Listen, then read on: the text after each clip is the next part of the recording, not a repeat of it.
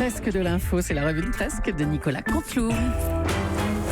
On va bien sûr parler de l'échec du G7 et de la rencontre entre Donald Trump et Kim Jong-un. Emmanuel Macron, bonjour. Bonjour, c'est tout était tout. Mais d'abord, on va revenir sur votre longue interview dans Téléfoot. Vous étiez à Clairefontaine. Hein? Oui, tout à fait. Vous m'avez regardé. Mais oui. Mais tous regardé. C'est vraiment que ça foutre le dimanche. Non, je vous taquine. Effectivement, j'étais à Clairefontaine. À la Clairefontaine, m'en allant promener, j'ai trouvé l'eau si belle. Que je m'y suis baignée. Non, j'ai trouvé l'eau si belle car j'ai vu mon reflet dedans. Alors, vous savez, supporter de l'OM, on a appris que vous aviez été joueur également. Hein. Vous avez démarré arrière-gauche. Oui, tout à fait. J'ai joué à gauche. Moi à gauche, n'importe un wack. C'était, vous l'avez compris, il y a très longtemps, chère Hélène Jean. Depuis, je suis légèrement passé sur l'aile droite de façon quasi imperceptible. Ben oui, on n'a rien vu. Alors, vous avez mis la pression aux footballeurs français, paraît-il, en leur disant que vous souhaitiez rien de moins que la victoire en finale. Vous savez, j'aime à citer cette très belle phrase du baron Pierre de Coubertin qui disait « L'important, c'est de participer ». Eh bien, cette phrase, c'est de la merde. C'est une putain de phrase de loser. En 98, les joueurs ont offert, souvenez-vous, la Coupe du Monde et 18 points également de popularité à Jacques Chirac, qui avait oublié, souvenez-vous, le nom de tous les joueurs. Bon, franchement, je crains qu'en 2018, il s'en rappelle pas beaucoup plus, notre cher Jaco. C'est qui ça? Zizou? Non, c'est Bernadette, cher Jacques. Allez, un mot de la rencontre demain à Singapour entre Donald Trump et Kim Jong-un. Une rencontre qui suscite de l'espoir, mais aussi des craintes, car les deux hommes sont capables de tout. Capables de tout. Vous le savez, Madame Julie, en mathématiques, moins par moins, ça fait plus. Par contre, vous prenez deux abrutis comme Donald et Kim Jong. Moins par moins, ça ne fait pas plus. En diplomatie, la connerie ne s'additionne ni ne s'annule pas. Elle se multiplie. Donc profitez bien de la journée d'aujourd'hui. Ça peut péter demain. Bon. Allez, je vous salue tous et je félicite avant de partir Patrick Cohen pour sa reconversion dans la chanson. J'ai entendu son tube de l'été. Ah bon, il a sorti un tube de l'été, Patrick Cohen? Bon, je chantais, moi. Écoutez, il a sorti... Allons. Il a sorti son Despacito à lui. J'ai entendu les paroles, c'est forcément de lui. Cher Romain Causer, qui avait tiré Rabiot dans le finet de Panini, à la technique. Envoyez le son, mon cher Romain. On ira danser sur la dune du Pilat. Ah, sur la dune du Pilat. Ah oui. J'avais entendu ça. Sur la dune du Pilat, c'est quoi? On ira danser sur la dune du Pilat, là où l'océan te tend les bras. Oui, c'est très mauvais. Marion Lagardère, qui a du goût en musique, vient d'être prise de nausée sur les mocassins tops de notre cher Patrick Cohen. Vous nous aviez caché cette chanson d'été, Patrick. Patrick. Je l'ai caché, oui. Je suis désolé, Julie. À la réécoute, effectivement, je me rends compte qu'effectivement, j'aurais dû prendre Anne Sylvestre pour écrire les paroles. Oh bah oui, ça aurait été mieux. De ces mots impromptus. Oui, bon ben ça va aller, hein, je crois. Merci beaucoup, Monsieur Macron. Allez, on parle des Bleus qui sont déjà en Russie, ils sont arrivés dans le petit village d'Istra. On va être en ligne avec Didier Deschamps. Bon, allez, les garçons, s'il vous plaît. Kylian, tu me poses ce livre de Tolstoï immédiatement. Non, mais à la rigueur, je t'autorise à lire SoFoot ou France Football, y a pas de souci. Bon. Loris. Non, fais attention avec ton bol de Benko, là, prends-le à deux mains. Et voilà, ça, je te l'ai dit, j'en étais sûr. Oh, mais ça va, Didier? Rien de grave? Oui, non, Mme Julie, pardonnez-moi. Non, c'est rien, c'est juste notre gardienne de but, Hugo Loris, qui est pas très adroit de ses mains. Bon, c'est vrai que c'est ballot pour un gardien de but. Ah, c'est ballot, oui. Ça tombe mal. Une pensée pour Romain Causer, qui a tiré Adrien Rabiot en vignette Panini. Le loser intégral. Ah ben, Causer, ça rime avec loser, ça m'étonne qu'à moitié. Non. Alors, nombreux sont ceux qui ont été déçus par la dernière prestation des Bleus. Vous avez une explication, Didier, sur la contre-performance? Oh, je crois qu'on a manqué de peps, on a manqué de jus, les joueurs sont crevés, voilà. Ils sont crevés, la compétition n'a pas encore démarré. Waouh, vous comprenez vite, vous, Julie Leclerc. Hein. Et les garçons, on va prendre Julie Leclerc dans le staff technique. Hein. Affréter un avion, on fait l'aller-retour, on va la chercher. Hein. Ah ben elle a tout de suite capté que si on battait pas les Ricains, qui sont même pas qualifiés pour le mondial, c'est qu'on était assez mal. Hein.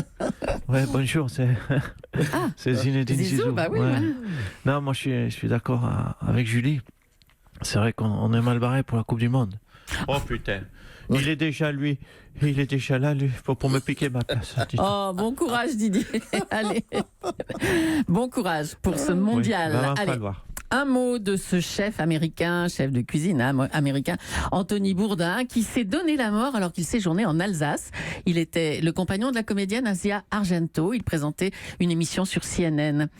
Ah ben on me dit qu'on en parle sur RMC. Ben on y va immédiatement.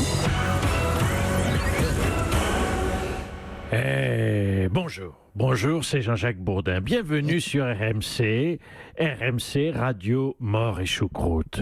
Oui, Choucroute, car on va parler de ce chef américain qui s'est pendu en Alsace. On va en parler avec un auditeur de CNN, je crois. Ça doit être un Américain. Il s'appelle Gene comme Gene Kelly, comme Gene Kelly. Non. Ah non, pardon, c'est pas un G, c'est un R, c'est René. René. Hello, René, how are you, René? Ouais, c'est Jean-Jacques. Oh putain, tu m'as fait peur, Jean-Jacques. Ouais, pourquoi? Quand j'ai entendu Bourdin s'est pendu en Alsace, direct, j'ai arrêté le taxi sur le côté. Et j'ai chialé. Quand j'ai entendu Bourdin s'est pendu en Alsace, j'ai arrêté le taxi sur le côté, j'ai chialé. C'est gentil, René, c'est gentil, mais on ne parle pas de Jean-Jacques Bourdin, mais d'Anthony. Ouais, maintenant, je sais. Mais sur le moment, je me suis dit, mais pourquoi il est allé en Alsace aussi, ce con de Jean-Jacques? On le sait bien que quand on est à Strasbourg, on a envie de se pendre. Oh là là. On sait bien que quand on est à Strasbourg, on a envie de se pendre. Écoutez, on fait un petit coucou au passage à nos amis alsaciens, si vous voulez bien, qui nous écoutent et qui ont envie de se pendre certainement à l'heure qu'il est. Votre émotion me touche, René. Mais rassurez-vous, je vais bien. Oh là là là, parce que tu m'aurais vu chialer dans le taxi, Jean-Jacques. Non. J'ai chialé comme une madeleine. Et le client que j'avais chargé, lui aussi, il chialait. Oh. Mais bon, lui chialait parce qu'il voyait le compteur qui tournait, parce que j'étais arrêté sur le bas-côté depuis un moment. Et j'étais en pleurs, quoi. Je répétais sans cesse, non, pas Jean-Jacques, pas lui, non, pas lui. Si Patrick Cohen se pense, je m'en fous, à la limite, ça va même arranger Laurent Guimier. De toute façon, si Patrick Cohen se pend après avoir bouffé une choucroute, il s'en sortira. Et la corde, elle va casser sous le poids, c'est sûr. Oh, mais c'est quoi ça? Si Patrick Cohen se pend après avoir bouffé une choucroute, la corde va casser sous le poids. Et c'est une belle analyse technique, René. C'est pas faux. La poutre aussi pourrait lâcher. Hein. Merci, René. À vous, Julie. Mais ça va, oui. Merci Jean-Jacques Bourdin. Et puis on va revenir sur cette 11e victoire de Rafael Nadal en finale de Roland-Garros avec Nelson Montfort. Bon, écoutez, ma chère Julie, mon cher Patrick, chers amis, vraiment, il n'y a plus de mots pour parler de Nadal, à part peut-être... Mais il nous fait chier à gagner tous les ans, l'Espagnol. Hein, franchement, 11 uples, vainqueur du titre, alors que les joueurs français sont 0 uples, je le rappelle, vainqueur du tournoi. En tout cas, c'était une très très très belle finale, juste un petit peu pénible au moment de l'hymne espagnol. C'est vrai que ça fait 11 fois qu'on se le colle, mais c'est vrai, il faut le dire, nous n'avons pas le choix. En tout cas, l'adversaire de Nadal, Dominic Thiem, n'a pas fait le poids. Hein. Il a perdu en 3 petits sets. Oui, très très bonne analyse, ma chère Julie. C'est bien simple, ça a été une telle branlée que j'ai eu envie d'interviewer Thiem en français. Hein, je sais que vous l'attendez. Ouais, écoutez, exceptionnellement, nous allons nous rendre à Roland et nous allons nous quitter avec Lionel Chamoulot. D'accord. Oui, bien, merci Nelson. Merci pour ce relais. Je vous entends parfaitement. Merci beaucoup. Alors que ce matin, je suis au Châtrier, c'est assez calme. Il pleut, quelques gouttes de pluie. On aperçoit dans les tribunes Paulette.